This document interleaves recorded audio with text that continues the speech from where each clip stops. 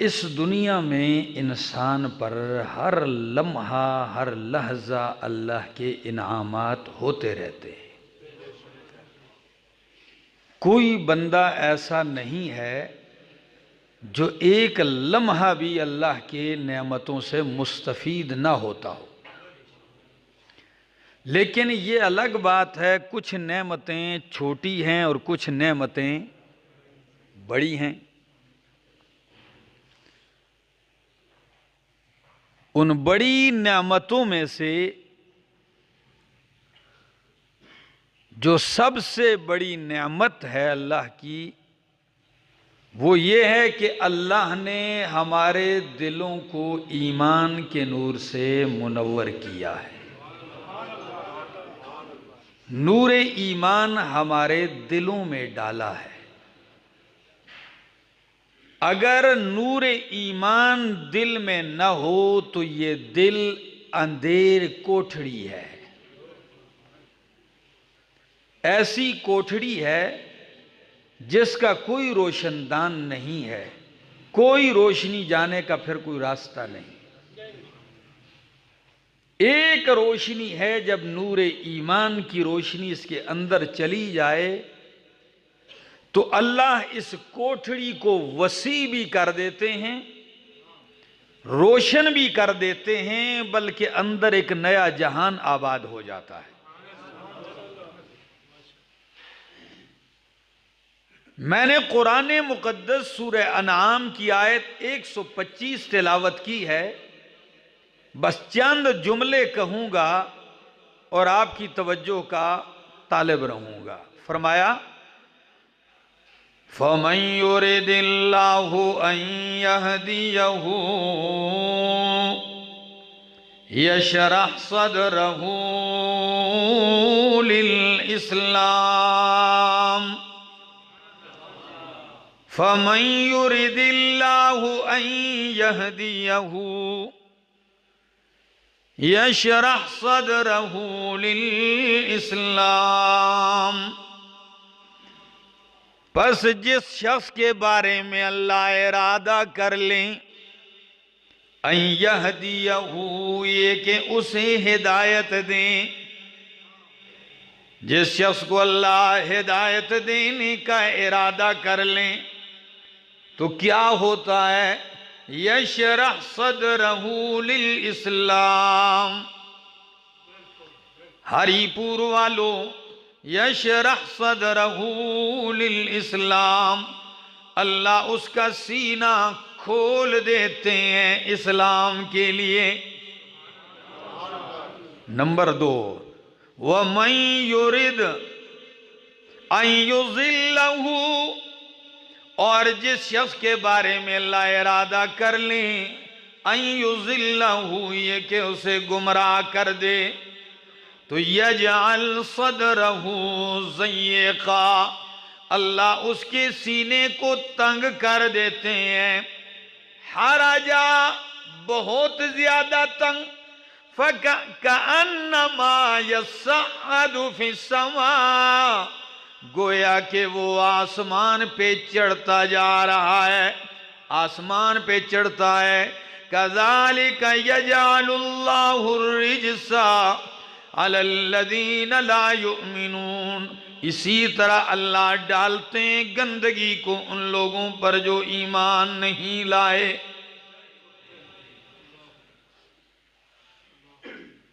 جب آیت اتری قرآن کی یہ کہ اللہ جسے ہدایت دینے کا ارادہ کر لے اس کا سینہ اسلام کے لیے کھول دیتا ہے، صحابہ کرام نے پوچھا کیفا،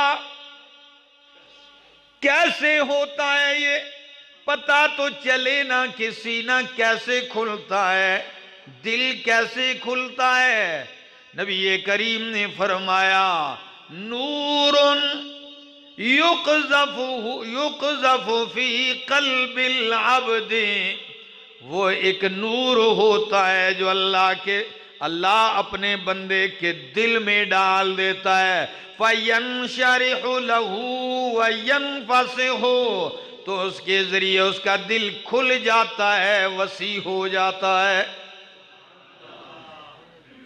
آپ کی توجہ ہے؟ خدا را مثال سمجھیے اور لطف اٹھائیے قرآن سے۔ اللہ جسے ہدایت دینے کا ارادہ کرتے ہیں اس کا سینہ کھول دیتے ہیں۔ فرمایا سینہ کیسے کھلتا ہے؟ فرمایا وہ ایک نور ہے جو اللہ اس کے دل میں ڈال دیتا ہے، اور وہ نور پڑھنے کے بعد سینہ دل کھلتا جاتا ہے۔ اگلا سوال صحابہ کا، فرمایا وَهَلْ لِذَلِكَ مِنْ أَمَارَةٍ، کیا اس کی کوئی نشانی ہے کہ پتہ چل جائے فلاں کا بندہ، فلاں اللہ کا بندہ ہے، اس کا دل کھل گیا ہے، نور پڑ چکا ہے؟ اس کی بھی کوئی نشانی ہے، پتہ چلے؟ فرمایا ہاں۔ اب دیکھنا گریبانوں میں، فرمایا ہاں اس کی بھی نشانی ہے۔ وہ کون سی ہے؟ فرمایا الانابۃ الی دار الخلود والتجافی عن دار الغرور والاستعداد للموت قبل نزول الموت۔ عجیب نشانی ہے۔ فرمایا پہلی نشانی الانابۃ الی دار الخلود، جب دیکھو کہ بندے کی رجوع، اس کی توجہ آخرت کی طرف ہو گئی ہے، نیکی کے کام کرنے لگا ہے، آخرت سنوارنے لگ گیا ہے، تو سمجھ جاؤ کہ دل میں نور پڑ چکا ہے، سینہ کھل رہا ہے۔ نمبر 2 وَالتَّجَافِي عَنْ دَارِ الْغُرُورِ، اور جب دیکھو کہ دنیا اس دھوکے کے گھر سے اس نے کروٹ بدل لی ہے، اس نے کروٹ والے، اس نے غرور والے گھر سے اپنے آپ کو بچا لیا، اس سے بے رغبتی اختیار کر لی۔ دنیا سے دل نفرت ہو گیا، متنفر ہو گیا، اکتا گیا ہے، اور آخرت کی طرف دل مائل ہو گیا، تو سمجھو کہ نور پڑ گیا۔ والاستعداد للموت قبل نزول الموت، اور جب دیکھو موت آنے سے پہلے موت کی تیاری شروع ہو گئی۔ بندے نے موت آنے سے پہلے موت کی تیاری شروع کر دی ہے، تو سمجھو اس کے دل میں اللہ نے نور ڈال دیا ہے۔ فَمَنْ يُرِدِ اللَّهُ أَنْ يَهْدِيَهُ يَشْرَحْ صَدْرَهُ لِلْإِسْلَامِ، اللہ جسے ہدایت دینے کا ارادہ کر لیں اس کا سینہ اللہ کھول دیتے ہیں اسلام کے لیے، اور جس کے گمراہی کا ارادہ کر لیں اس کے دل کو اللہ تنگ کر دیتے ہیں، اتنا تنگ کر دیتے ہیں گویا کہ وہ آسمان پہ چڑھتا ہے۔ آپ کہیں گے ہری پور والوں یہ مثال سمجھ میں نہیں آئی۔ جس کے گمراہ کرنے کا، گمراہی کا ارادہ کر لیں اس کا دل تنگ کر دیتے ہیں، اور تنگ کی لفظ 2 استعمال کیے، پہلے ضیقن، پھر ساتھ حرجن، اے ضیقن شدیدہ، بہت زیادہ تنگ کر دیتے ہیں۔ کَأَنَّمَا يَصَّعَّدُ فِي السَّمَاءِ، گویا کہ وہ آسمان پہ چڑھتا ہے، یعنی مطلب یہ ہے کہ جس طرح آسمان پہ چڑھنا ممکن نہیں ہے، مشکل ہے، ایسا ہی کہ نہیں؟ بہت مشکل ہے۔ آپ چڑھ سکتے ہیں؟ کوئی نہیں چڑھ سکتا جتنی بھی کوشش کرے۔ تو جیسے آسمان پہ چڑھنا مشکل ہے، اسی طرح جس بندے کے گمراہ کرنے کا اللہ ارادہ کر لیں اس کے لیے ایمان اور اسلام قبول کرنا اتنا ہی مشکل ہے جتنا آسمان پہ چڑھنا مشکل ہے۔ آپ دعوت دیں، آپ سمجھائیں، اس کے لیے اس طرف آنا اتنا مشکل ہوتا ہے گویا کہ آسمان پہ آپ اس کو چڑھنے کی دعوت دے رہے ہیں، بھائی چڑھو، اور اس کے بس میں نہ ہو۔ اور جس کو اللہ ہدایت دینے کا ارادہ کر لیں، اللہ اکبر، پھر ہر طرف سے کائنات نے اس کو روکا ہوتا ہے، نور الہی یہ ساری رکاوٹیں چیر کے توڑ کے اس کے دل میں جا کے بیٹھ جاتا ہے، وہ اجالا اس کے دل تک پہنچ جاتا ہے، پھر کوئی روکنا بھی چاہے نہیں روک سکتا۔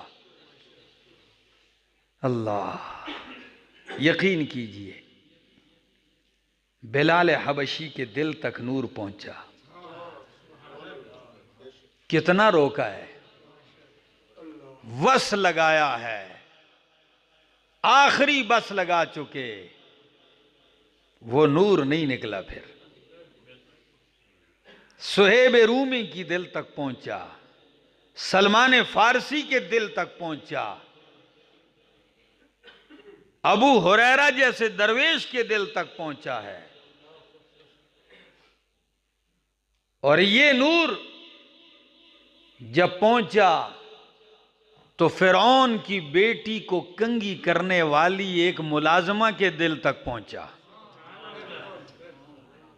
اب دیکھیے ذرا خدا را، اس کے دل تک یہ نور پہنچا۔ اب جب پہنچے تو ہاتھ سے کنگھی کرتے ہوئے جب کنگا گر گیا تو اٹھاتے ہوئے کہہ دیا بسم اللہ۔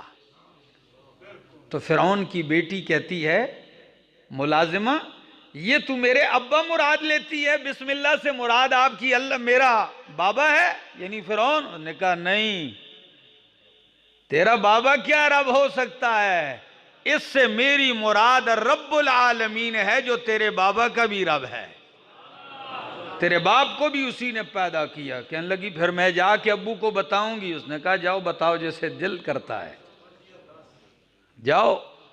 اٹھتی ہے، بھاگے جا رہی ہے، ابا سے کہتی ہے ابا میری ملازمت تو آپ کے سوا بھی کسی کو رب مانتی ہے، آپ کے سوا بھی کسی کو خدا مانتی ہے۔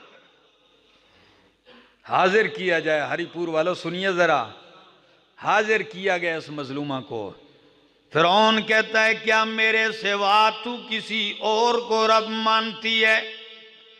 کہنے لگی تیرے سوا نہیں، تو تو رب نہیں، رب ہے تو ایک اللہ ہے، میں اسی ایک کو مانتی ہوں جو تجھے بھی پال رہا ہے باوجود تیری خباثتوں کے، یہ اسی کی بردباری ہے کہ تو رب بنا بیٹھا ہے اور وہ تجھے ڈھیل دے رہا ہے، میں تو اس کو رب مانتی ہوں۔ کہا پھر سزا کے لیے تیار ہو جا۔ کہنے لگی جو تیرے جی میں آئے کر، یہ نور پڑ چکا ہے، اب دل کیسے کھلتا ہے ذرا دیکھیے، یہ کھلے ہی دل کا کام ہے نا، تنگ سینے سے یہ کام کہاں ہوتے ہیں؟ یشرح صدرہ، اللہ کھول دیتے ہیں سینہ۔ کیلیں ٹھونکی جا رہی ہیں، اس کے سینے میں کیلیں ٹھونکی گئیں، چھاتیوں میں، اس کی ہتھیلیوں میں کیلیں ٹھونکی گئیں، لیکن قربان جاؤں اس کے پائے استقامت میں ذرا بھر بھی جنبش نہیں آ رہی۔ ایک گڑا لایا گیا، کڑا، بہت بڑی کڑا ہی، اور کڑا ہی بنی ہوئی بھی ایسے تھی جس طرح شکل اس کی گائے کی تھی، پیٹ اس کا خالی تھا، اس میں آگ جلائی گئی، تیل ڈالا گیا، اور فرعون کی بیٹی کی ملازمہ اس کا ایک ایک بچہ اس میں پھینکا جا رہا ہے۔ ماں کے سامنے جب پھینکا جا رہا ہے وہ جل کے ہڈیاں ہڈیاں ہو جاتی ہیں، گوشت الگ ہو جاتا ہے، ہڈیوں کا ڈھانچہ بچتا ہے، لیکن اس کے پائے استقلال میں جنبش نہیں آتی۔ اللہ اکبر۔ ایک پھینکا، دوسرا بچہ اس کا پھینکا گیا، پھر تیسرا پھینکا گیا، آخر میں جب دودھ پیتے بچے کی باری آئی، اللہ اکبر، اس وقت تھوڑی سی پریشان ہو گئی۔ یہ دودھ پیتا بچہ ہے نا، ماں کے لیے اس کو جدا کرنا بہت مشکل ہوتا ہے۔ جب وہ اس سے چھینا جا رہا ہے، اب دیکھیے کچھ قربانی تو اس نے دی، اپنے آپ کو مضبوط کیا، لیکن رب کا بھی کمال دیکھیے، جب وہ ہلکی سی جھجک محسوس کرتی ہے، وہ بچہ ہی بول پڑتا ہے، اماں کود جائیے تو حق پر ہے۔ مسند احمد کی حدیث ہے، اماں کود جا تو حق پر ہے۔ تو جب بچے کو بھی پھینکا گیا، بہت کانپی۔ فرعون نے کہا کیوں؟ کہنے لگی میری ایک خواہش ہے، آخری خواہش پوری کرو گے؟ فرعون نے کہا جی ہاں آپ کی خواہش پوری کی جائے گی، بول۔ کہنے لگی میری ہڈیوں کو اور میرے جلتے ہوئے بچوں کی ہڈیوں کو ایک جگہ دفن کر دینا۔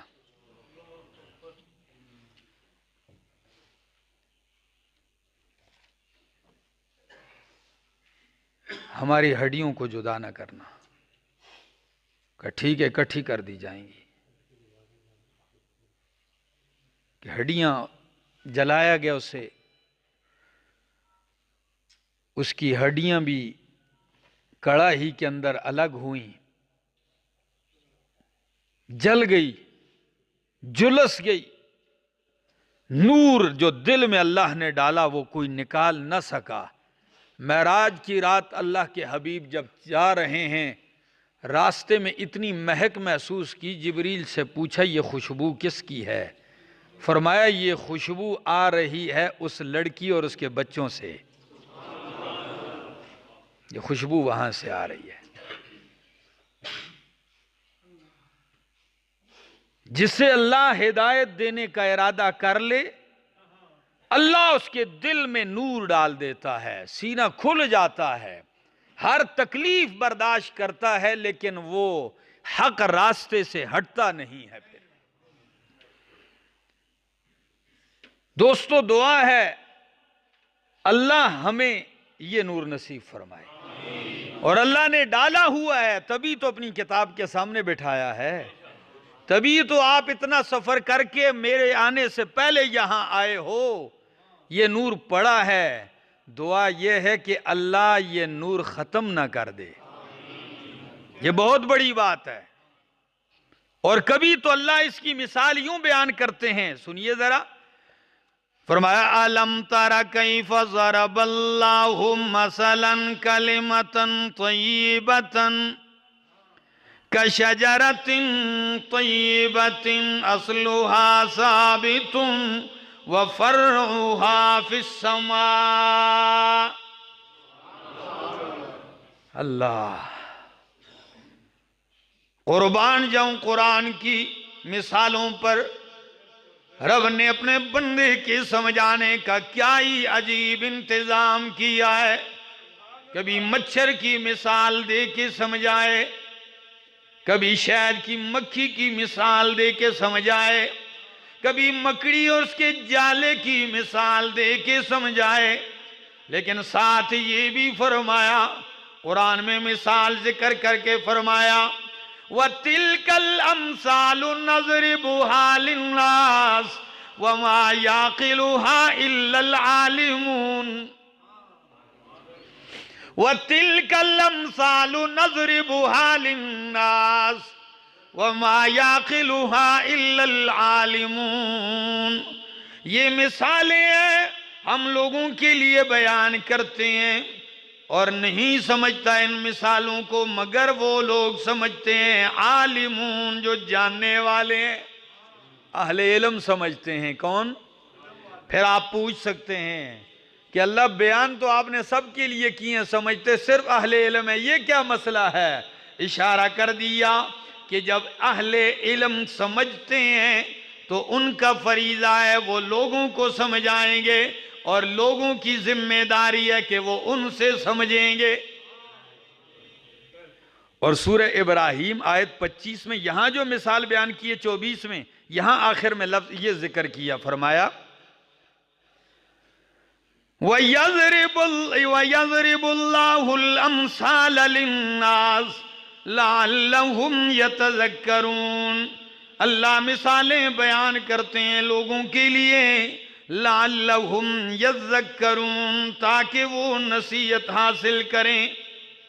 ہری پور والوں مثال سمجھیے ذرا، الم تر کیف ضرب اللہ مثلا کلمۃ طیبۃ اصل کشجرۃ طیبۃ، کیا آپ نے نہیں دیکھا اللہ نے کس طرح بیان کی ہے مثال کلمۃ طیبۃ، پاکیزہ کلمے کی، کلمہ طیبہ کی، کشجرۃ طیبۃ، پاکیزہ درخت کی طرح، اصلها ثابت، جس کی جڑیں زمین میں مضبوط ہیں، وفرعها فی السماء، اور اس کی شاخیں فضائے آسمانی میں پھیلی ہوئی ہیں۔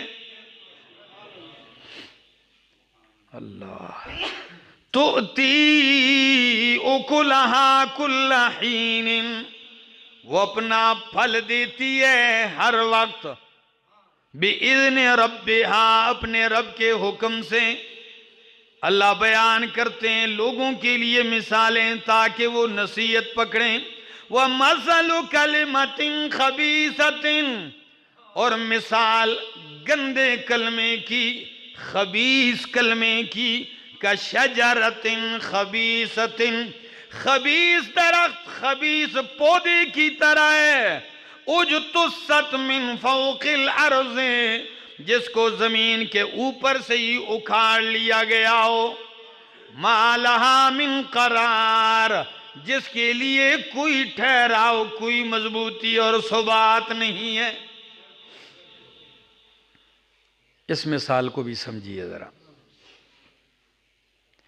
اللہ نے مثال بیان کی ہے کس کی؟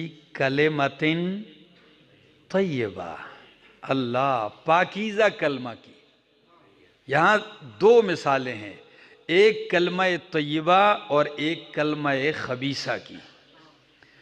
کلمہ طیبہ سے مراد کلمہ توحید ہے، لا الہ الا اللہ محمد الرسول اللہ، اشہد ان لا الہ الا اللہ و اشہد ان محمد الرسول اللہ۔